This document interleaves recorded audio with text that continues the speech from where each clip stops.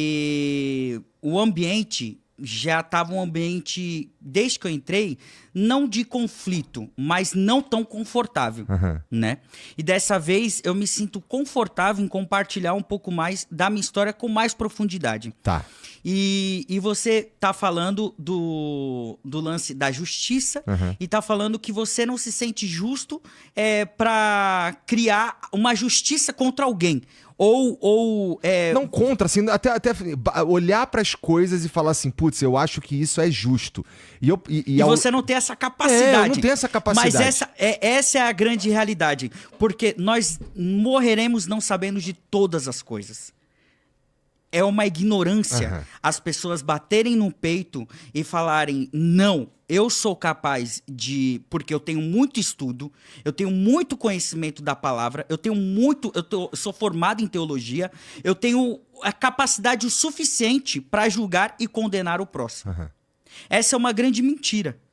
Essa é uma grande mentira, porque ninguém sabe exatamente todas as coisas. Entende? Se tem uma passagem que mostra muito isso, e o que você está falando é a mais pura verdade. Nós já somos pobres pecadores. A palavra já diz isso. Nós somos pobres pecadores. Né? Você pode ser especialista em ciência, mas em matemática você não sabe todas as coisas, entende? E assim, é ignorância da minha parte bater no peito e falar assim, eu sei. Não, você não sabe. Ah, não, o certo é esse. Não. Calma. Tá vendo aí a galera de 25 anos pra baixo? Você não sabe, cara. Ninguém sabe. Você não sabe, é uma ignorância. E principalmente, você é incapaz de ter respostas para suas próprias perguntas. Eu não tenho resposta para minhas perguntas, que eu fico comigo 24 horas. É isso. Igor. Eu não tenho respostas para as minhas perguntas, porque eu não sou bilionário até hoje. Sendo que eu já ajudei um monte de gente a ser milionário. Eu também. Entende? E eu não tenho essa resposta. Meu sonho sempre foi morar no Japão. Meu sonho de vida, desde de criança. E até hoje eu não fui morar no Japão. Agora, como é que eu vou ter capacidade de julgar o que a outra pessoa está vivendo ou acabou de fazer com pouco conhecimento que eu tenho sobre ela? Sendo que eu vi numa postagem que é o que acontece. Vão pegar um corte da minha vida aqui e vão julgar. Sendo que não sabem do passado e nem sabem do futuro. O único que sabe do meu passado e o meu futuro e o meu presente é Deus. E ele que não carrega nenhum pecado, não carregou nenhum pecado, veio na terra, ele poderia julgar, condenar, mas mesmo assim ele decidiu perdoar. Então, isso é muito forte. Esse é um ponto, se a gente pegar na Bíblia, por exemplo, você pega a mulher que foi pega em adultério. A mulher foi lá pega em adultério, é algo errado. A lei ordenava que era o quê? Vamos matar essa mulher. Tem que ser apedrejada. Ela foi pega em adultério. E até hoje, se alguém for pego em adultério, vai sair nas redes sociais, essa mulher tem que morrer, meu. Tá louco, aí um monte de comentário. Depende. Só que... E homem também. Que tem umas horas que... Bom, tá legal. Vamos lá. E homem também. E o que acontece é que muitas vezes essas pessoas não estão querendo a justiça. Essas pessoas não querem justiça.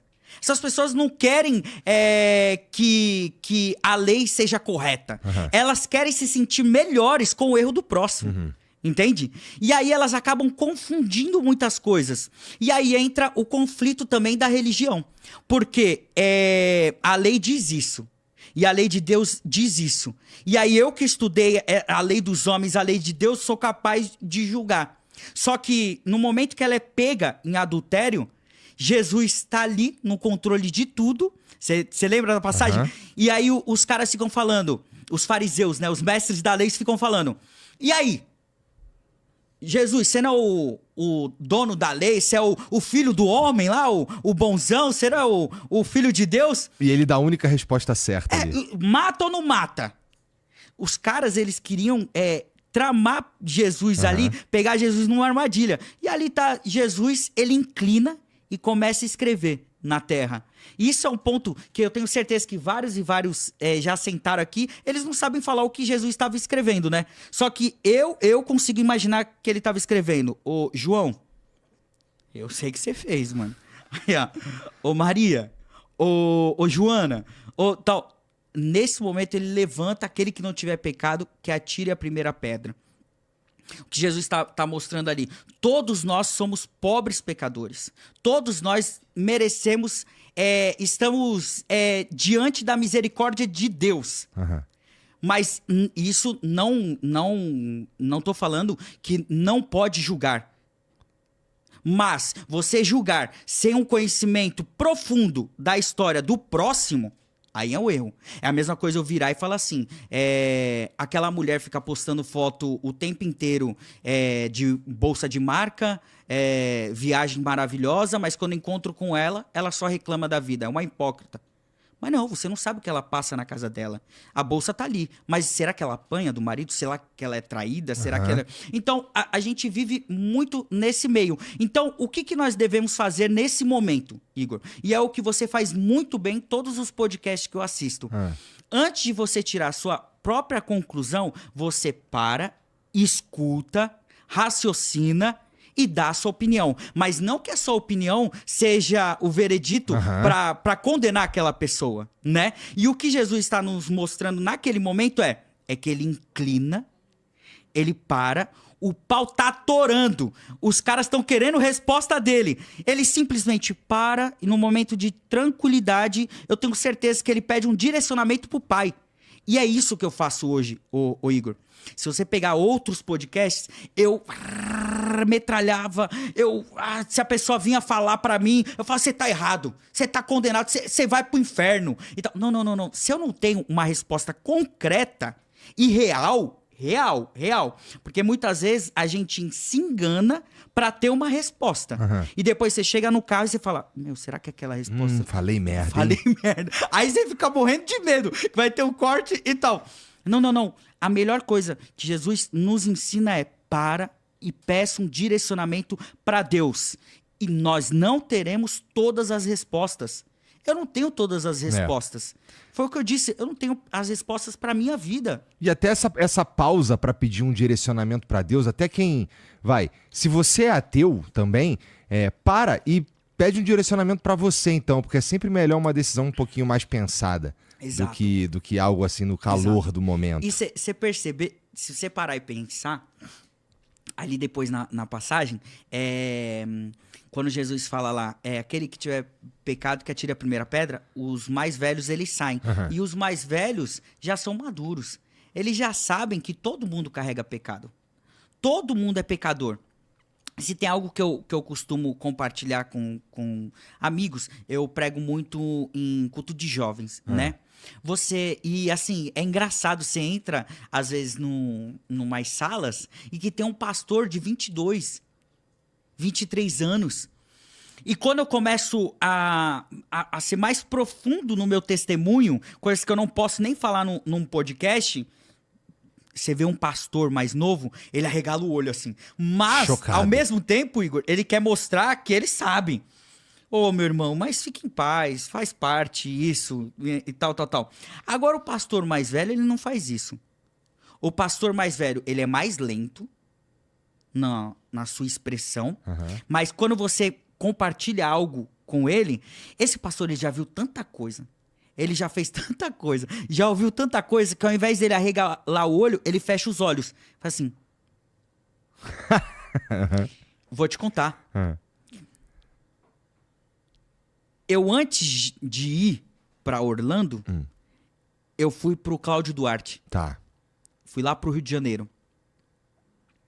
E aí, Cláudio Duarte, pra quem não sabe, ele é um pastor bem famoso, na verdade. Bem famoso. Eu lembro dos primeiros vídeos que eu vi dele, era falando sempre sobre relacionamento, casais e tudo mais. É o do cabeça branquinha. E ele tem uma forma bem engraçada de tem um compartilhar. jeitão Ele tem até específico. stand-up, tem tudo. E eu fui lá conversar com o Cláudio Duarte, lá no Rio de Janeiro, no Xerém. E aí eu lembro que tava eu e minha esposa, entramos no camarim do Cláudio. Aí o Cláudio falou: você quer falar comigo? O que tá acontecendo? Falou: pastor, tava trabalhando demais, pastor. E aí o peso também do ministério, as responsabilidades e tal. E eu fui ficando meio louco, pastor. E aí ele começou a rir da minha cara, mano. Que pastor dá risada na cara, tá ligado? Ele falou, meu irmão, meu filho, até hoje eu passo por isso. Entendi. Até hoje eu passo por isso. Você vai continuar passando por isso. Mas você vai ficando mais malandro. Você vai entendendo que até aqui você tem que parar, respirar, orar, pedir um direcionamento para Deus e tomar a decisão certa. É normal. E ele não falou mentira, né? Muitas vezes a gente pega pastores que querem, não, calma, e tal. E o pai mesmo disse, no mundo tereis aflições. Aham. Mas tem de bom ânimo, pois eu venci o mundo, entende? Cada um carrega algo que vai suportar. O Senhor sabe o quanto você suporta. Eu, no seu lugar, não aguentaria fazer o que você faz hoje.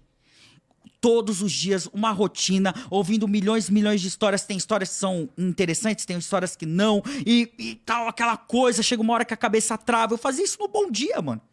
Entendeu? Aham. Essa rotina eu conheço. Então, assim, é desafiador, mas cada um vai até aonde o corpo aguenta, entende? E vai ter momento que você vai falar assim, não, eu quero parar, Aham. eu quero parar.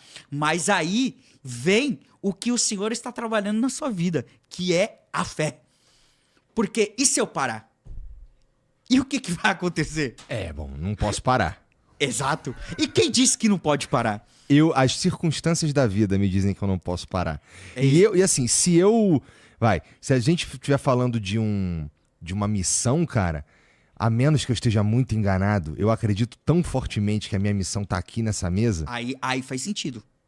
Aí faz sentido, porque o peso em qualquer atividade, seja com missão de propósito ou não propósito, vai pesar. Mas se tem um propósito, faz sentido e faz você permanecer. Entende? Pra mim... Pra mim não tinha mais sentido, ô Igor, continuar na televisão. Entendi. Não. Até no meio artístico mesmo. Não tinha, porque tinha algo mexendo dentro de mim, né? Aham. Que me conduzia pra algo que para as outras pessoas não seria algo maior, mas que pra mim é algo maior, que me mantém vivo. Entende? É algo tão maior dentro de mim que muitas vezes eu tenho conflitos internos, o porquê eu não posso fazer a outra coisa. Entendi. Caraca, Entende? entendi. O bem que eu quero eu não faço. isso aí. Mas o mal, esse sim, eu faço. Quem falou isso? Paulo de Tarso. É isso. Paulo sabe o Paulo. É. Que viveu Agora, por que intensamente. eu sei isso? Não sei por que eu sei Porque isso. você já ouviu, né? Você já ouviu. Alguém deve ter falado aí nessa cadeira em algum momento pra mim. Milhões isso e milhões e milhões de pessoas passaram aqui. daí. Tem uma porrada de coisa que eu sei por causa disso, né? Ou que, sei lá, que eu me lembro por causa grandes disso. mestres já passaram por Já, aqui. já. E aí... Você já parou pra pensar, ô Igor, o quanto de pessoas que já morreram, que dariam tudo pra ter um tempo com pessoas que são referências na palavra, que já passaram por aqui? É um privilégio gigantesco, mano. Eu só reconheci a autoridade e o reconhecimento do Silvio Santos quando ele partiu. Só cai a ficha Entendi. quando, pum, tá ligado? Aham. Caramba, mano. O que era dor passou a ser gratidão. Entende? E a mesma coisa você aqui. Talvez um momento de dificuldade, de cansaço. Ai, meu, é muita dor, é muito cansaço e tal. Mas depois de um tempo, quando eu escutei de um bilionário aqui em São Paulo, ele já tá velho. E ele falou assim, presta atenção no que eu vou compartilhar com você, menino. Vai chegar um momento que você vai estar rico, mas a única coisa que você vai levar para sua cama, para sua velhice, são as suas lembranças. Então escute bem, hoje eu posso ter uma Porsche, mas eu não tenho condições de saúde para estar pilotando ali naquele desconforto de uma Ferrari ou uma Porsche. Eu posso ter